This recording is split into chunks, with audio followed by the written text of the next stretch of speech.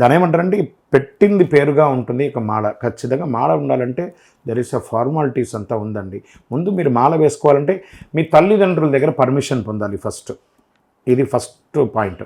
తర్వాత వివాహమైన వాళ్ళైతే మీ భార్య పిల్లల దగ్గర పర్మిషన్ పొందాలి. ఎందుకంటే మీరు 41 రోజులు వ్రతం ఉండాలంటే వాళ్ళందరి యొక్క పర్మిషన్ కంపల్సరీ తప్పదు. అదొకటి గుర్తుపెట్టుకోవాలి. అయిపోయింది ఇక్కడ.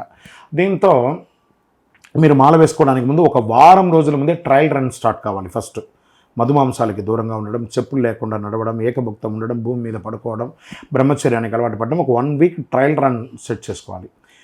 మాల వేసుకోవడానికి ముందు రోజు గురువుగారి దగ్గరికి వెళ్ళి, గురువుగారు నేను మాల వేసుకోవాలనుకుంటున్నాను, రేపు మీరు ఆశీస్సులు ఇవ్వాలి, మీకు ఎన్ని గంటలకు రమ్మంటారు, ఏ సమయంలో రావాలని గురువుగారి దగ్గరికి వెళ్ళి మాలలు బట్టలన్నీ గురువుగారి దగ్గరికి ఇవ్వాలి. మీరు మాల వేసుకుంటారని ఇంట్లోనే బట్టలు వేసుకొని వచ్చేయడం కాదు. గురువుగారు పూజలో పెట్టి ఇచ్చిన తర్వాత, ఆ బట్టలు ఇచ్చిన తర్వాతనే మీరు దీక్ష తీసుకోవాలి. దీక్ష తీసుకునే రోజు ఉదయం స్నానమైన తర్వాత మొల్దారం, పాత మొల్దారం తీసి కొత్త మొల్దారం కట్టుకోవాలి.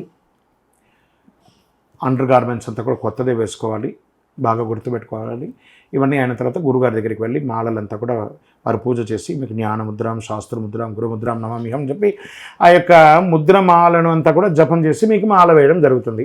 మాల వేసిన తర్వాత మీరు ఇంటికి వస్తారు. మీ ఇంటిలో పీఠం ఇంటిలోనే పెట్టుకోవాలండి. మేము గ్రూప్గా ఉంటాం, మేము 10 మంది ఉంటాం, 20 మంది ఉంటాం అంటే కాదు. మీరే పెట్టుకోవాలి. ఇంట్లో పెట్టుకోవాలి. చక్కగా మీ సీనియర్స్ ఎవరైనా వచ్చి పీఠం పెట్టమంటారు.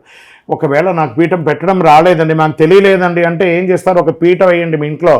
అందులో ఒక నల్ల టవల్ వేయండి, అందులో బియ్యం వేయండి, గణపతి, కుమారస్వామి, అయ్యప్ప పటం పెట్టండి, ఇటుపక్క అటుపక్క ఒక దీపం పెట్టండి, కలసం పెట్టండి, కలసంలో బియ్యం పెట్టి మామిడాకులు పెట్టి కొబ్బరికాయ పెట్టండి, కొబ్బరికాయకి ఒక బ్లౌజ్ పెట్టి పెట్టండి, ఉదయం సంధ్యలా చక్కగా పూలు బుట్టు పెట్టండి, అన్ని రకాలుగా చేయండి. మరి ఎలా చేయాలి పూజ?